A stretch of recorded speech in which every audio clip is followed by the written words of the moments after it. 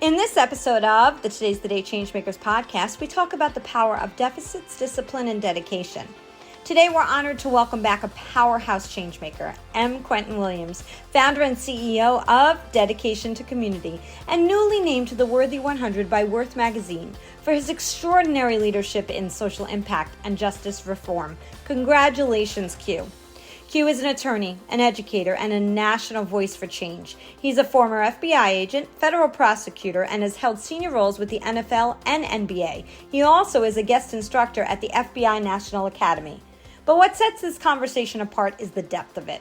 If you're ready to hear what it looks like when a person turns deficits into discipline and discipline into legacy, you are absolutely in the right place. It's not just another interview, it's a masterclass in resilience, purpose, and walking your mission out loud. And remember, Today's the Day Changemakers isn't just a podcast, it's a reminder. If today you woke up feeling stuck, disconnected from your purpose, like you've checked all the boxes but still wonder, is this really it? Or maybe you're leading a team that's lost momentum, where collaboration feels hard and the mission feels blurry, it may be time to talk to someone who can help you or your organization realign, reconnect, and move forward with intention. That's the work I do. Know that when your why is greater than your how, the path forward starts to reveal itself.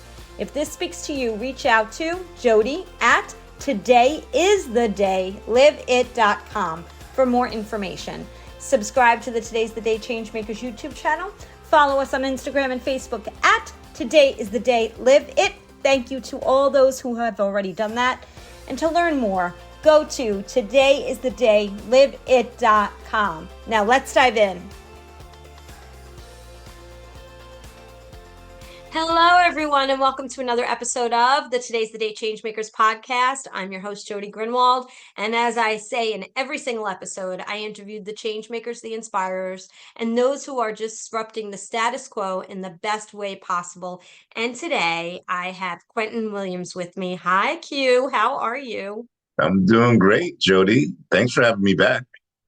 I'm so excited to have you back. It's been quite some time. The years really went very, very quickly. I think it was like 2.5, 3 years ago that you were a guest. It's hard to believe. It was during COVID, that's for sure. I remember that very well. Yeah, so maybe it's even longer. It may even be longer than that. I have to look it up, but I will tag the old episode in the new show notes. But I just want everybody to know a little bit about you. So I'm going to read from your bio and then we'll get into a good conversation. Sound good? That sounds great. Right. So known by friends and associates as Q, Quentin is of Caribbean and Jewish descent and grew up in New York City and Yonkers, New York. He is a proud father of a son and daughter and credits his firstborn as the inspiration for writing a survival guide called How Not to Get Killed by the Police, Part 1. And I put that first in your bio, Q, because I always think being a parent is our number one top job, and it's the most essential, right? What do you think? I agree with you. Absolutely. So I'm going to read the rest now, the professional side of Q.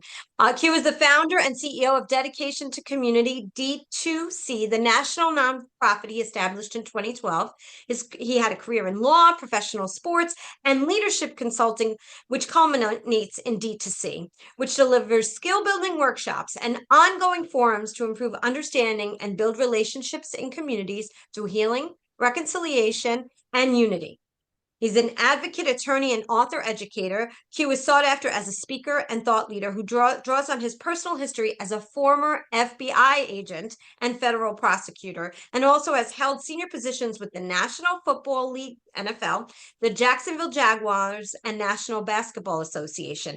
Can go on and on, but the one thing I want to say and congratulate you on is that you are newly part of a prestigious group, which you are now been selected to be part of the Worthy 100 by Worth Magazine. And some of the people that have been included in this are Arnold Schwarzenegger, Billie Eilish, Viola Davis, Gail Benson, Hugh Jackman, and the list goes on and on. Super, super congratulations. Well, thank you, Jody. I appreciate it. Absolutely. So tell me, I want to talk about that first because that sounds super exciting. So how did it feel to become, get this wonderful designation and be able to be amongst those incredible people as well?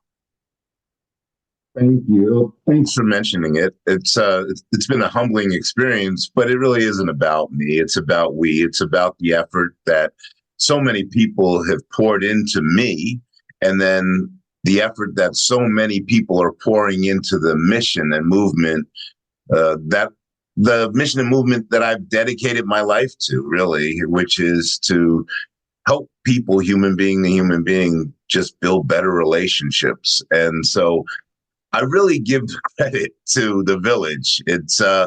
I often joke that I get the credit for all the work that so many people have done uh, in my life, both as a child and as an adult. So I get the credit, but really the credit belongs to everyone else, including my family, my mother, my grandparents, my brother, and my kids, and so many friends and colleagues and associates. So let's talk about D2C. You know, we talked about it in our first episode, and I'm going to assume as time has gone on and changed, so has the organization morphed from when we had our first conversation, especially with all things going on in the world. I'd love to start there and have you share a little bit more about D2C and a little bit more also about, you know, when we spoke last to where we are now. What are some of those changes that you've seen? So D2C, thanks for the question, Jody. D2C is a not-for-profit organization that has become a national not-for-profit organization over the last, I'd say, half dozen years. It's an organization that was founded for the purpose of educating society about justice. We started with economic justice. We wanted people to understand, and primarily college age youngsters, to understand that they could be all they wanted to be, that their talents needed to be maximized. So we, in order to facilitate that for them, we would put my friends and colleagues, people who are leaders in society like yourself, in front of them and just ask those friends who are CEOs and heads of state, we'd ask them to just tell their story of challenge, struggle, pain. Don't tell the story of how easy it was to get to where you are, because we know it wasn't easy. We know that there's a lot of pain involved with this human experience. And we wanted these leaders to tell those youngsters that it's okay to have to struggle, to have to go through a certain amount of pain in life. But there is this bright thing at the end of that tunnel.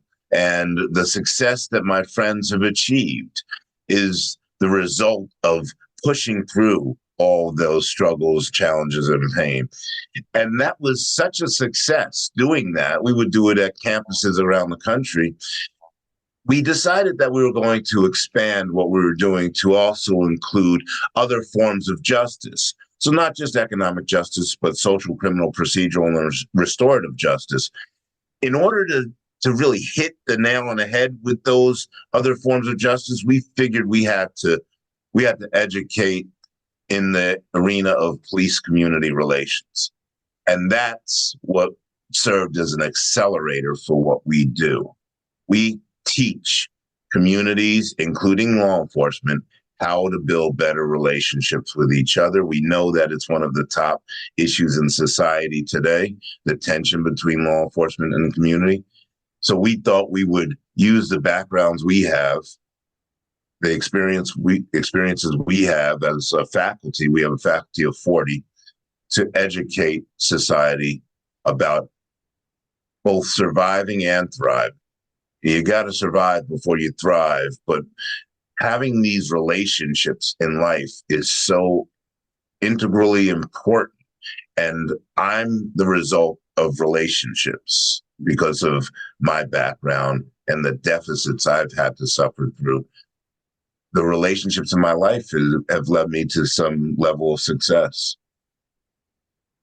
You know, you mentioned some of the deficits that you've been through, and I always like to have the listeners, if my guests feel comfortable with it, to share some of those hardships, because where we've started and where we have grown to there's such a gap in between because there's so much that we learn along the way. And many times we have an idea of where we're going to go or what we're going to grow up and become. And it's totally the opposite of that, right? So when you talk about those deficits, can you share a little bit about them and how you overcame them?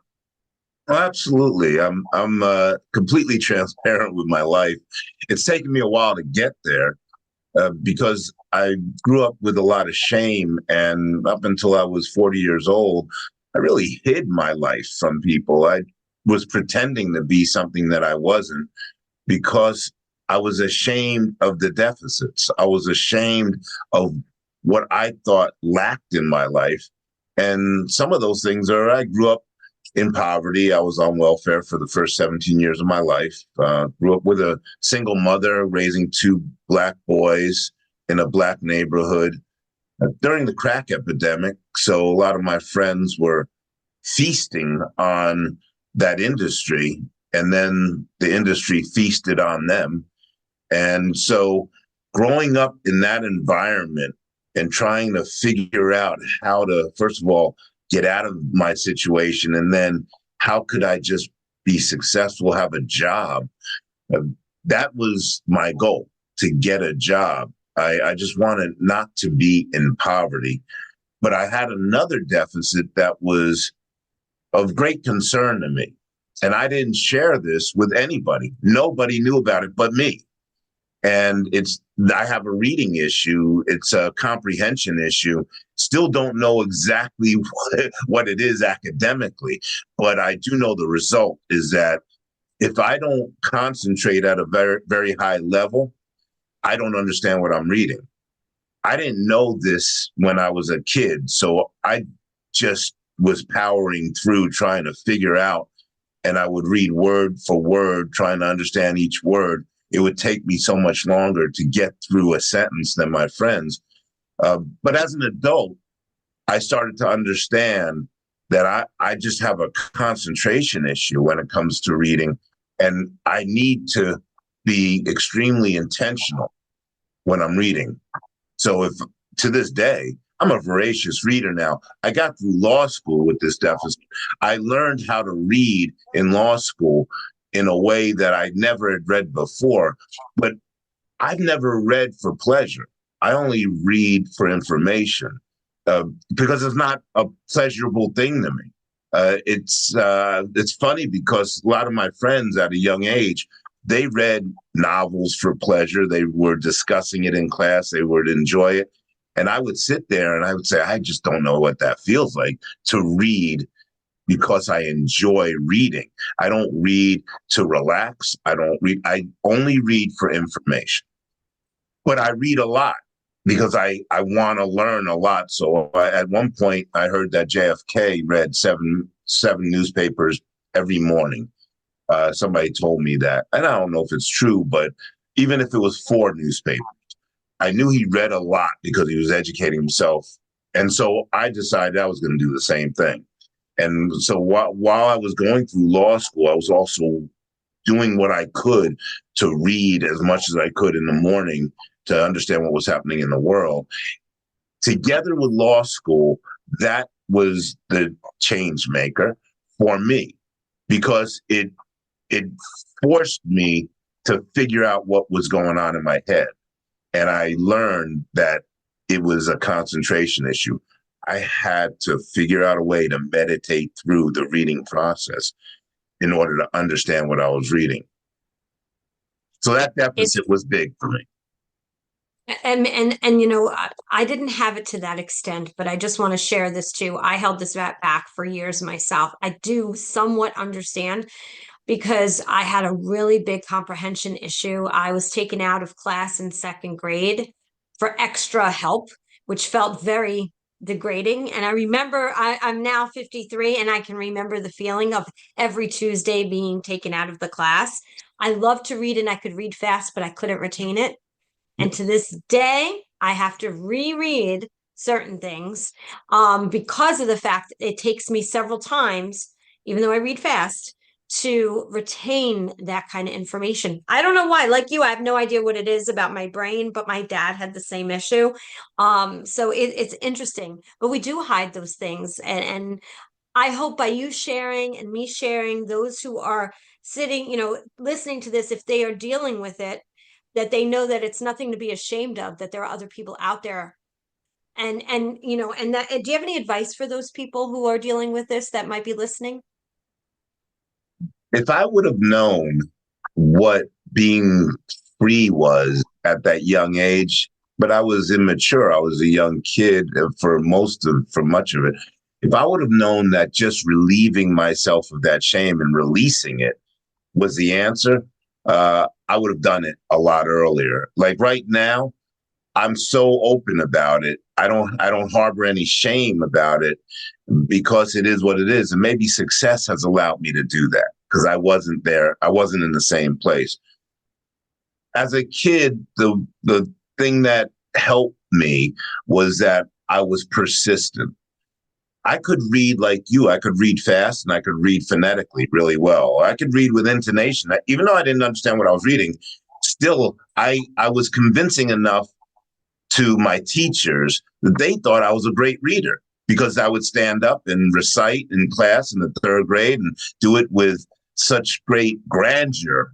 Maybe I was overdoing it, but I was to compensate. But they believed I was a great reader, but I didn't know what I was reading. And so as I started to learn how to read in law school and in part at Boston College when I went there to really understand how to read for my brain, it was persistence that got me there. That's what I put it all on. A lot of people probably give up because it is a frustrating thing. And society is telling you that you're not smart if you're not able to read well. But if you're persistent and if you also get the help, because there are some people who are dyslexic and it's really a rewiring of the brain. If you get help to compensate for it, you'll be all right. And so I would say be persistent, and also relieve yourself of the shame. There's no reason to carry shame. A lot of people go through this. Every time I'm in front of an audience and I talk about this reading deficit, I have people looking at me and giving me that nod. And I can tell, like I could tell when you were nodding, I could tell there was something that you were connecting over it because there's a nod and a look that people give you. I've had so many people come up to me and say, how long have you had it? I say, since the third grade. They said, well, I have it now. I'm still going through it. I'm talking about leaders in our world, law enforcement officers, people in corporate America. I'm talking about every person, every area of human existence. They approach me and they say, I have that issue too. So it's important not to carry the shame, and it's important to be persistent. Such a great message. And there is help out there. We're lucky nowadays to be able to look that up online, Yes. where back in the day when, I was young, I had no idea. I just always felt that shame and felt like something was wrong with me. Why do I have to be in this very special group that I knew wasn't special?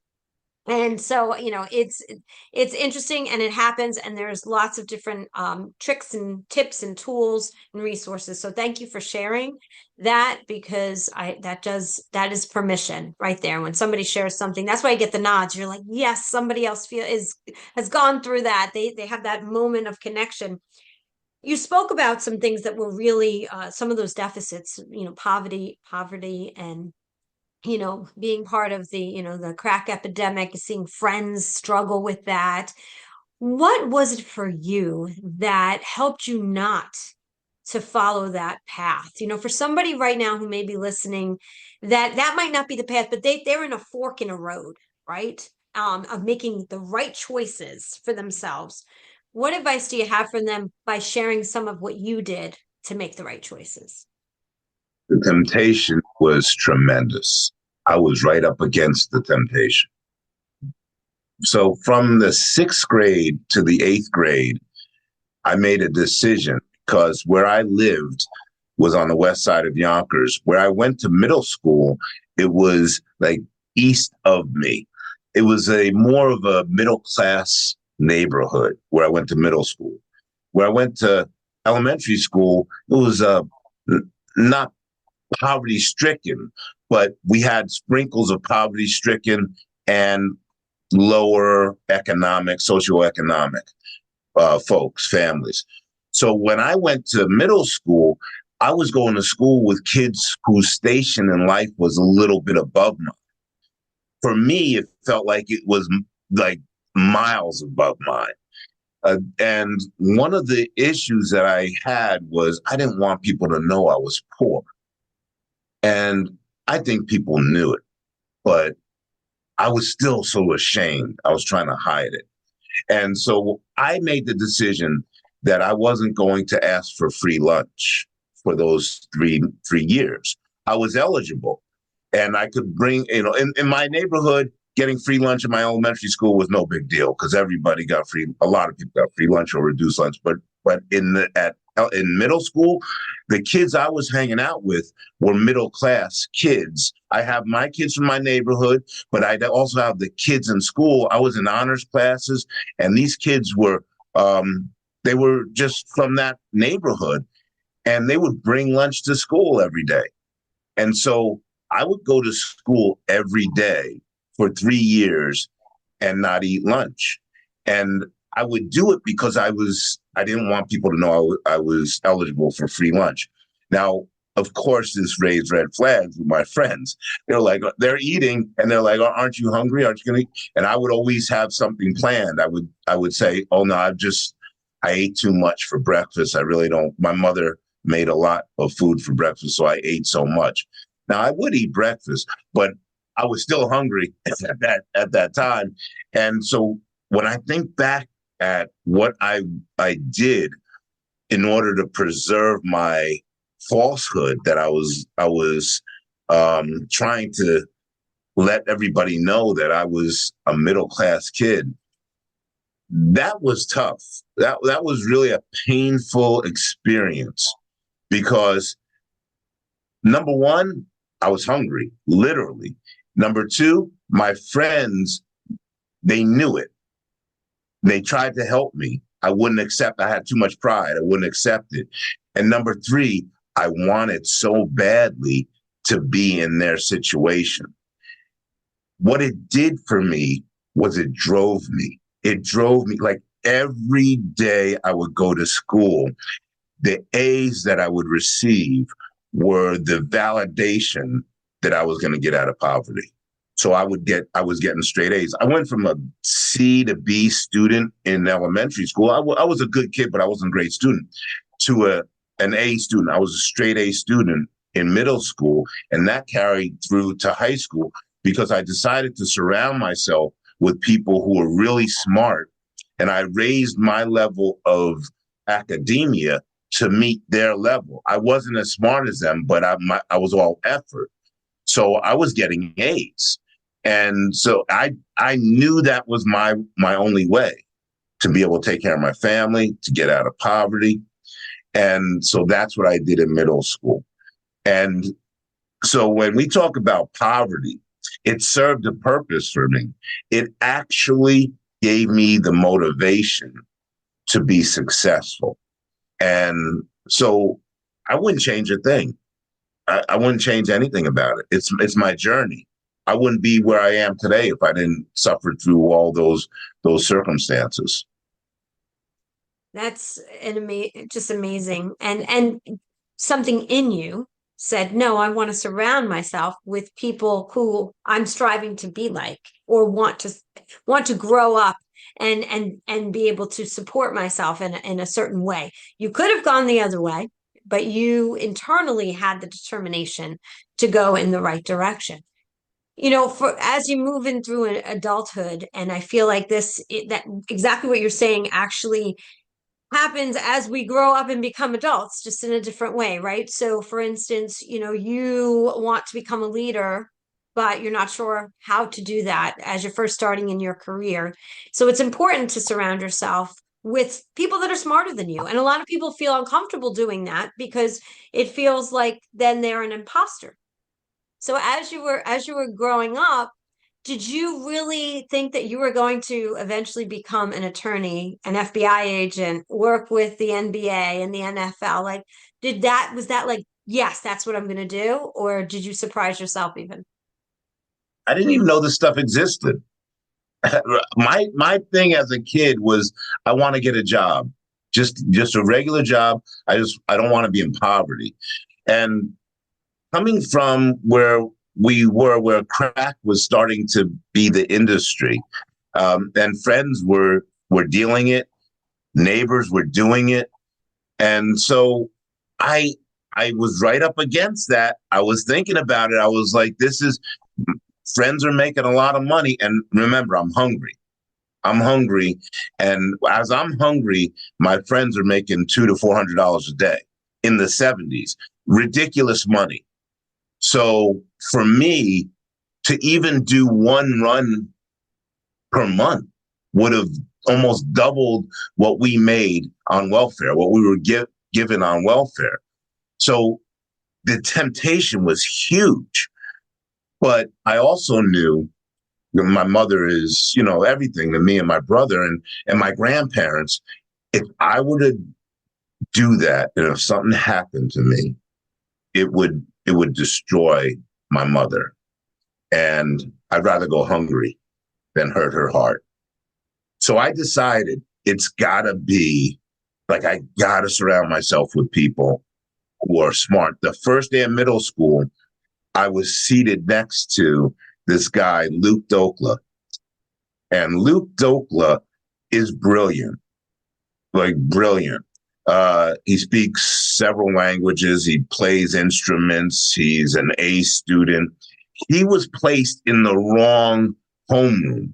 I was placed in a homeroom in sixth grade with average to decent kids. He was placed in that homeroom. He was not placed in the honors homeroom. And he was an A student coming out of elementary school. They made a mistake. It was a mistake. And so not only is he in my homeroom, but I'm seated at the round table right next to him randomly. We didn't have assigned seats. So I was randomly seated right next to him. And the kids at the table were saying that Luke is really smart.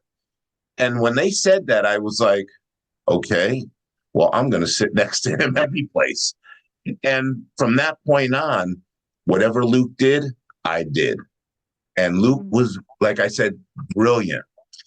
About a month or two into that year, my math teacher, Ms. Brinkman, said, I got to get you and Luke out of the homeroom you're in and into honors classes. She saw something in both of us. But remember, I'm parroting Luke. I'm doing everything he's doing. I have to study 4 times more than him because I have a reading deficit and he's brilliant.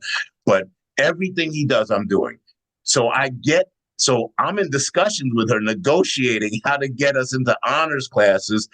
I tell Luke, yo, Ms. Brinkman's trying to get us in honors classes. I'm going to talk to her about this. She said, I think I finally got it done. She transfers us into honors classes. Luke ends up going to Yale, going to St. John's University School of Law. He's the editor-in-chief of the Law Review at St. John's University School of Law. He's an attorney for IBM for 30 years. He lives in Russia. He lives in Poland. He's doing all this stuff as an adult. Like, the dude's brilliant. And so this is a guy I held on to since middle school. And there were others. Keith Zulo became that guy with Luke in high school.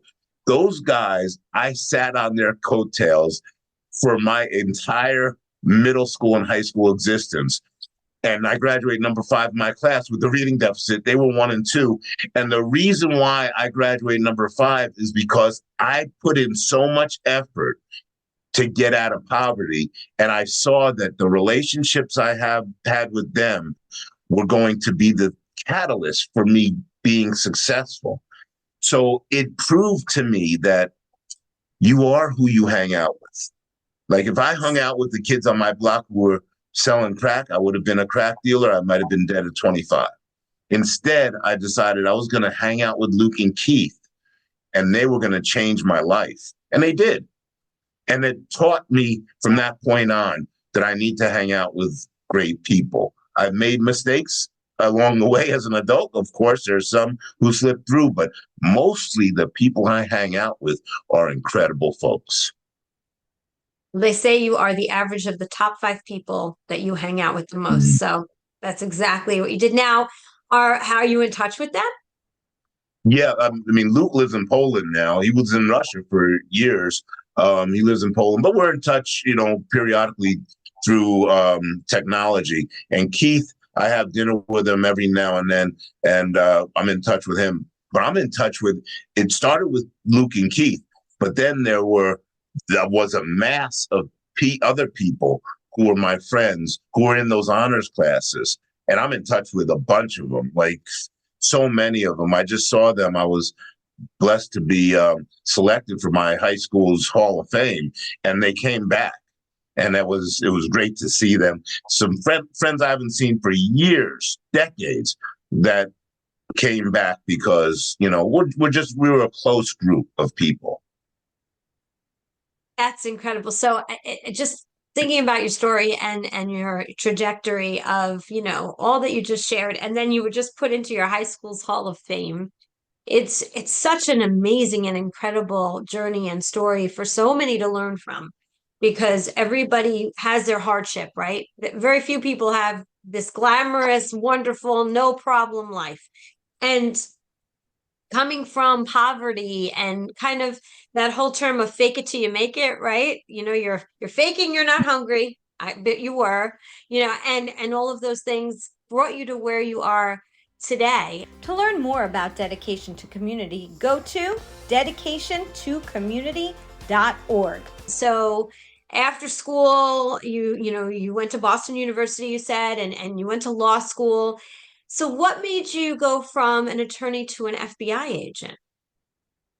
When I graduated from high school, I got a scholarship to Boston College. I played football with Doug Flutie and ran track there.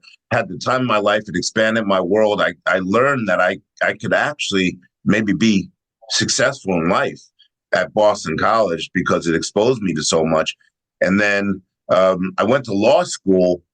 Remember, with the reading deficit, I didn't even know what a lawyer was.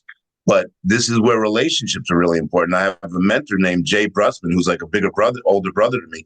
And he told me to go to law school. He's an attorney. And that changed my life because in law school, the FBI recruited me. They recruit in New York from St. John's a lot. And they came to my law school, they recruited. And I decided, you know what, even though I'm not a pro law enforcement guy because I grew up in an era where law enforcement wasn't friendly to us, I decided I wanted to make a difference in life and in the lives of other people. And perhaps I could learn this system, the system of law enforcement, the law, criminal procedure. If I learned it, maybe I'd be able to help to improve it. And so that's what I ended up doing. I decided to submit my application to the FBI and became an FBI agent. How long were you an FBI agent for? I was an FBI agent for less than 4 years. I was my desire was to retire as an FBI agent, but I had an opportunity to be a federal prosecutor. Again, relationships. Every job I got was through a relationship. Even the FBI, there's a story to it, but it was through a relationship. And so the U.S. Attorney, Christopher Droney, asked me, along with his number one and number two and number three people, John Durham, who is famous now, and Len Boyle, they asked me if I would consider practicing law again. And I practiced law for 6 months when I got out of law school, between the FBI and law school. So I'd never really practiced law. It was really brief. And so when they recruited me, I asked them if they got the right person because I never really practiced law. So again, I don't know what again is. I'd never been before. I never tried a case, but they were persistent with it. And they asked me and I said, well, let me think about it. And they gave me several months to consider it. And I came back to them and I said, why not? Let's do it. I like challenges. And it's a big challenge. And so I decided to become a federal prosecutor. And I did that for a very short period of time, for about a year, loving it. Again, thought I'd do it for 10 years, but the NFL recruited me. And then the NBA recruited me after I was working for the Jacksonville Jaguars. So I worked for the NFL league office and then the Jacksonville Jaguars and then the NBA after that. All dream opportunities, all of them through relationships. And each one of them, I thought I was going to be there for a long time. But, you know, God has a way of giving you other options in life. And sometimes we have to take a really serious look at what's right under our nose. And that's what led me to all these other opportunities. I was just led, I believe I was led spiritually to take these other opportunities. I agree with that 100%. I mean, how would all of those things come about? They're just incredible dream roles and jobs to then lead you to what you're doing today. And dedication to community is a big focus for you. Are there other things you're doing besides dedication to community? I still practice law, but I'm phasing it out. So I do it about 15% of the time, all transactional stuff. I have a media company as well. But really, I focus most of my energy on dedication to community and speaking to audience. And so education has become, you know, we only have so much time on this earth. I want to make sure that I'm a part of making this world a little bit better and using the gifts that have been given to me, because I treasure the gifts that have been given to me, using them for the good of society. And dedication to community is that for me. It's that calling. So if people want to learn more about dedication to community and get involved in any way, how can they do that? We have a website, dedicationtocommunity.org. It's spelled out fully, dedicationtocommunity.org. There's a lot online about us, but you can start at the website. And they could also reach out to us at info@dedicationtocommunity.org. Great. And it's important and so important to do. You know, before we came on, I said to you, you know, we know that we're in a difficult, you know, tough times right now as a country and all that we're all kind of dealing with. You know, you spoke about, and I'll go back a minute. You spoke about, you know, law enforcement and community not always getting along so well, and you're going in and you're making sure that those two sectors connect with each other in the best way possible for communication. You also spoke to the fact that you didn't, you know, law enforcement was kind of like the people you didn't want to run into when you were younger. You know, that was not what you wanted. Now we're in a very interesting space, right, with what's going on in the world, and people, adults, um you know, who don't maybe share the same political brain set, you know, as we see, whether it's on social media or it could be a family gathering or a friends gathering, they're not connecting. You know, honestly, I'll even share that I saw somebody on my own Facebook share something, and it was an adult bullying others about their thought process. And I'm thinking to myself, this person's older than me. That this is horrible. How did we get here? What do you say to these people? You know, what kind of message? Because you're right. That's what you do every day. You're helping to marry two sectors together that may not always get along. Now you've got a country divided. Yeah. I think that a lot of our issues emanate from folks who are human beings treating human beings like human beings. Like, how do we get to the place where human beings, through this human experience, through the pain and challenges and struggles, always treat other human beings like human beings? We've gotten to a place where a lot of people are angry. And they're angry maybe with the way their lives, their journeys have gone. Instead of embracing all of that pain and strife and making it work in a positive way, like I talked about the pain of my childhood, I wouldn't change a thing. I make it work. It's the motivating factor.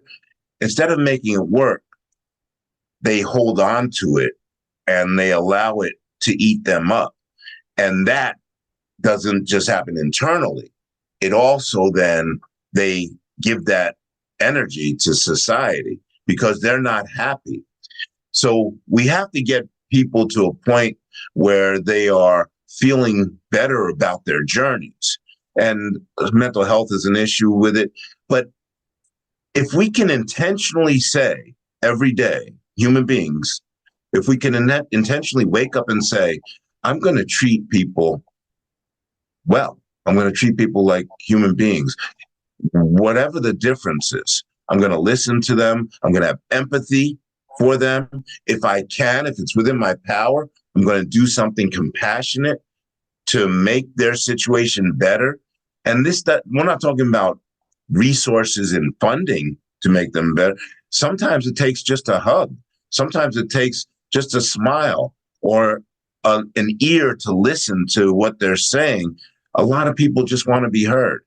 So I think we need to get to the point, and this will spill into politics, where people just listen to each other, listen beautifully, as we say, and treat each other like human beings. And even if there are differences, let's try to work through those differences. Do you think empathy is something that can be taught or something that you're born with only? It's a good question. I believe it's both. I believe we're born with the ability to be empathic. And I think that your environment can teach you the tools about how to execute that empathy, how to put yourself in somebody else's shoes. Sometimes we have to be taught that it's available. Empathy is available. And that's a big deal. Some people don't know that empathy is available, that I could actually put myself in Jody's shoes to view the world through her prism. Like, what is it that Jody is going through?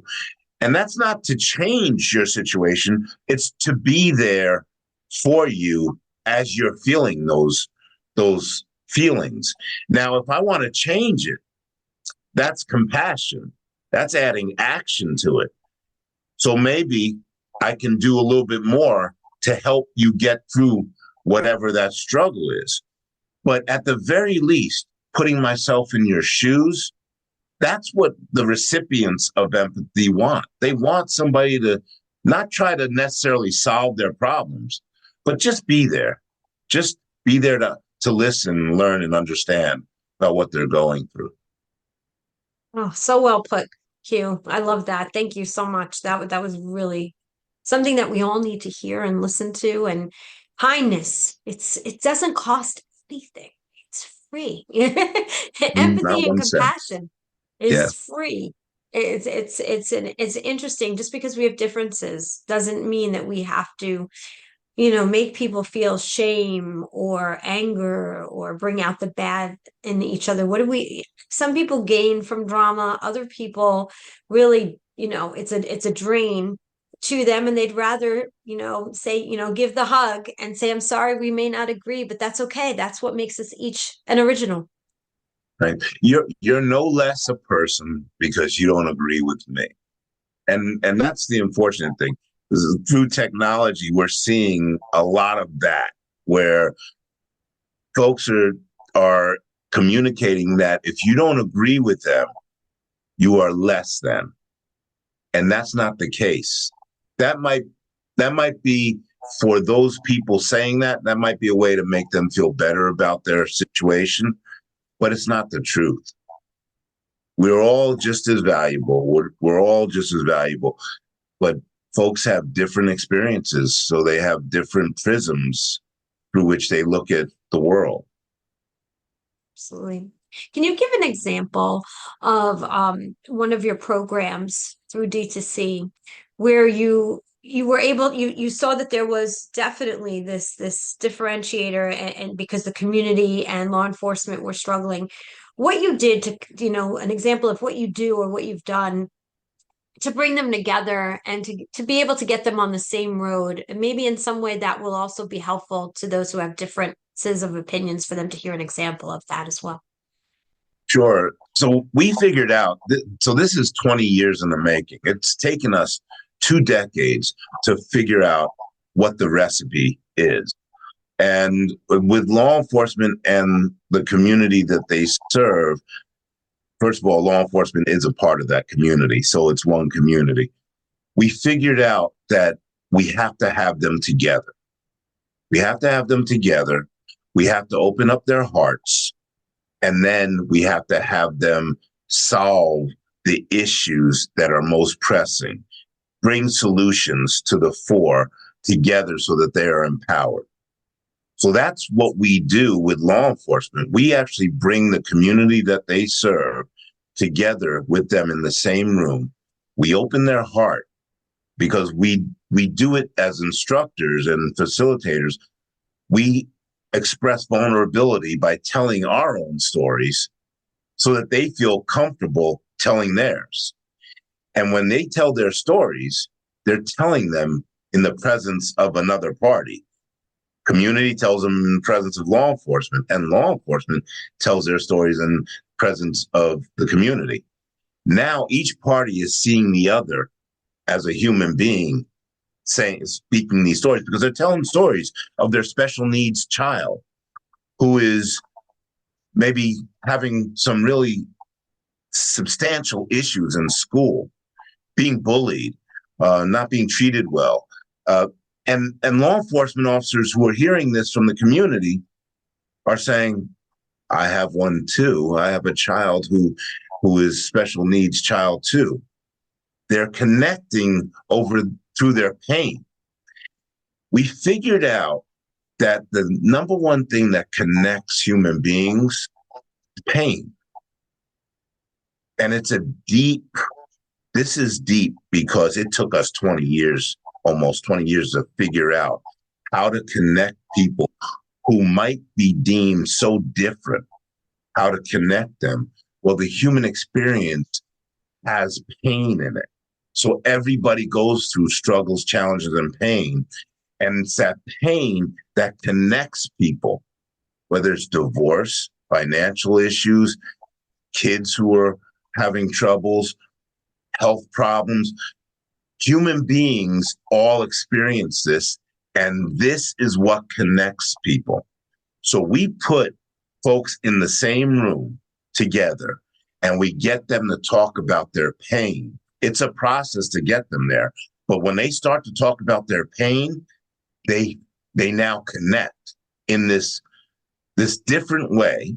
And then we ask them at that point to now identify issues and solutions in the community, and they're wide open at that point.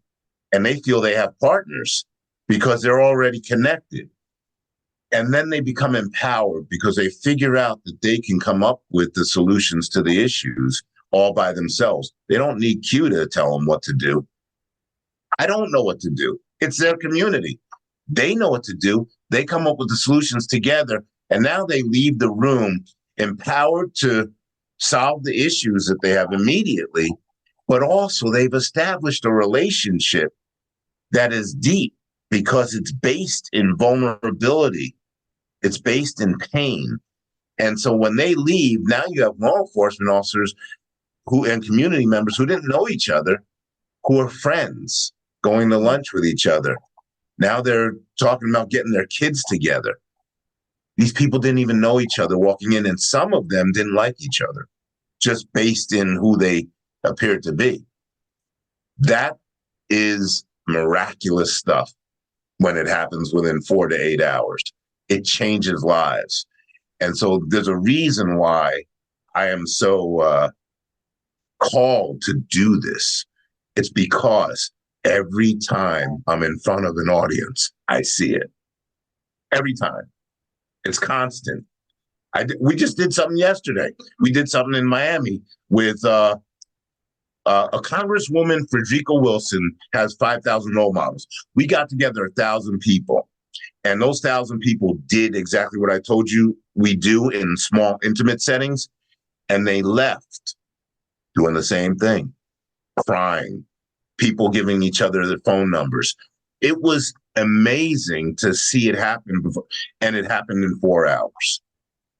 This is why I've dedicated my life to this, because I see the miracle of it all on a daily basis. I know the change is possible.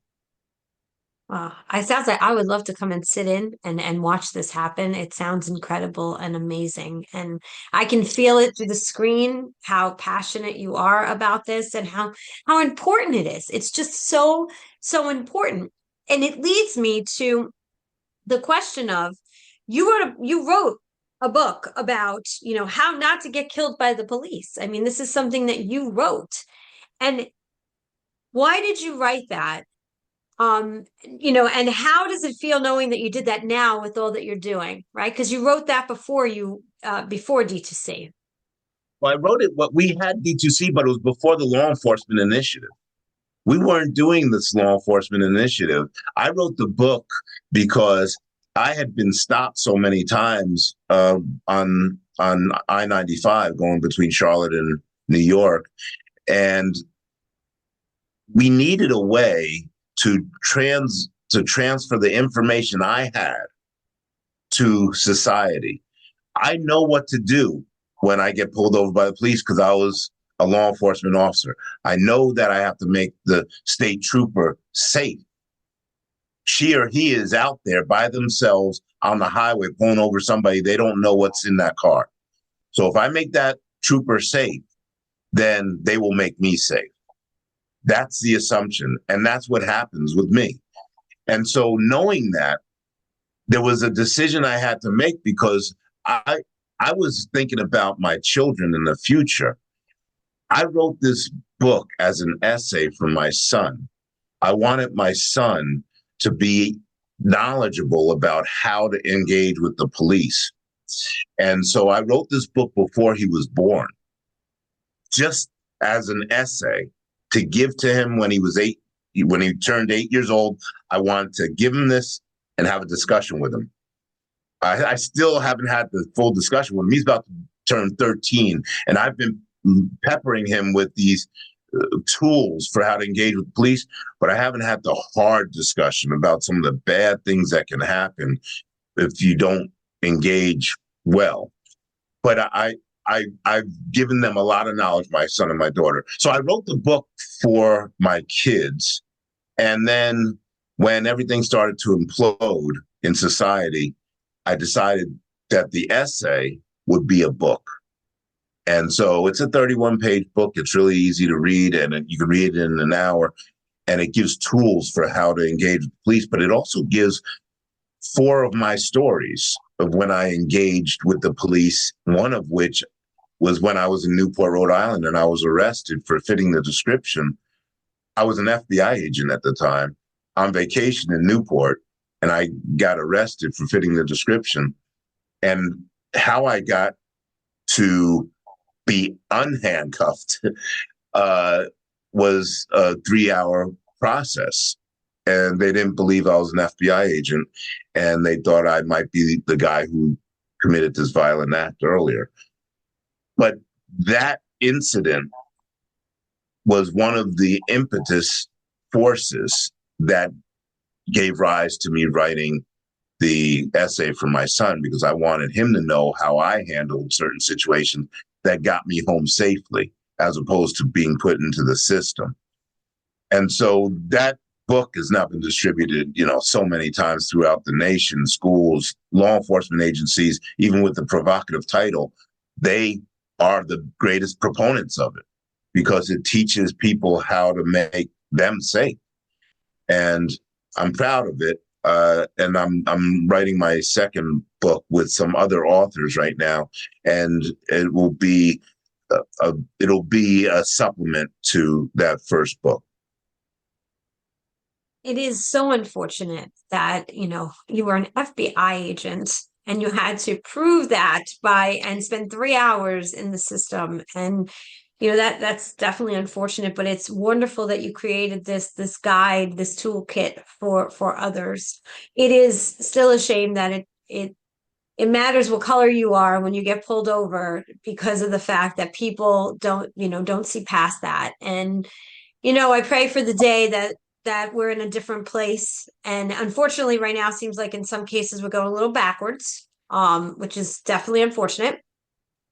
So for those people listening that feel that way, what hope can you provide to them? Do you have a hopeful message for them? Yeah, when I think about how we're evolving in society, I look at the stock market as an example. The stock market goes, if you were to look at the stock market over the last 30 years, you'll see that there was a steady increase in value over those years. We've had some valleys, we've had some peaks, but in general, it just steadily climbs. I think that our evolution as society is about the same. I think we will have valleys and peaks, but in general, we will evolve. And there will be challenges to that evolution, just like the stock market has challenges to its progress. But those challenges will pass. They will be corrected, and we will continue to evolve. I think we're in a better situation now than we were 40 years ago as a society. Yes. Well, are we where we should be? Maybe we are. I'm a spiritual person. I believe we always are where we should be. Are we in need of a correction? Maybe we are. Are we still evolving? I believe we are. Remember the pain that I told you about of my childhood. I don't regret it. I wouldn't change a thing about it because that pain served a purpose for me. I wouldn't have had this life without that pain. I think the same is true for society. I think the pain we're going through as a society is there for a reason. And I think that the pain is going to serve a purpose. For some, it's going to make them dig in deeper and be more persistent with what they're wishing for our society. So I think that there is a purpose behind where we are in society today. Allow it to be there, embrace it, but also allow it to do what it's supposed to do for us individually and collectively. Give us the persistence to evolve. We need to continue to evolve as human beings. And I think at the very center of that evolution is love. We need to allow ourselves to love each other. That love needs to evolve, and it needs to see no boundaries. So well put. Thank you for that answer. I really appreciate it. Q, before we go, because I could stay on with you for hours, you have so much great insight, inspiration. Any other message you want to leave the listeners with today? I would challenge our listeners to do just one simple thing as they get through the challenges that we're going through in society. I would challenge our listeners to just listen to each other just a bit better. And we say listening beautifully, as what we teach is we want people to listen beautifully to each other. Because if you do that, listen to spirits, souls, hearts, not just words. If you listen beautifully, you start to learn and understand. It gives birth to empathy and possibly compassion. We start to get into that healing, that trust, that reconciliation and love. But it's just the initial listening that's so important that we're not doing nowadays. We're yelling at each other. We're not listening beautifully to each other. Let's all just agree that we'll do that and allow the natural course of action to happen. Listening leads to learning and understanding. I think we'll be better off if we start to do that. Listening beautifully. I think that's definitely something I'm taking away from this today, amongst many other things, because I always leave our conversations totally inspired. Your story is incredible. Q, thank you. Thank you for coming back. Thank you, Jody. I appreciate you and all you do with Changemakers. You are making a change, and I appreciate your persistence over the years to bring information and love to people who might not ordinarily get it and might not ordinarily hear the message. So you're doing a great service to our society. Thank you. Right back at you. You're doing a great service and a much needed service to our society and leading with empathy and compassion. I mean, more leaders did that, we will, as a whole, country, be in a different place. So I'm grateful for that message, and able to share it through Changemakers. So thank you for that. I hope that you will all, whoever's listening, subscribe to the Today's the Day Changemakers YouTube channel. Follow us on Facebook and Instagram at Today is the Day Live It. And also go to todayisthedayliveit.com to learn more on how you can connect to our Changemakers and attend upcoming events. And Q, I'll say what I say at the end of every single podcast. Besides, thank you so much for sharing your story. But today is the day. You cannot go back to yesterday, and you do not yet own tomorrow. So what small steps or large ones are you going to take today to get yourself closer to your goals? Q, again, thank you. Thank you. Thank you so much, Jody, and God bless you. You too. Have a great week, everyone.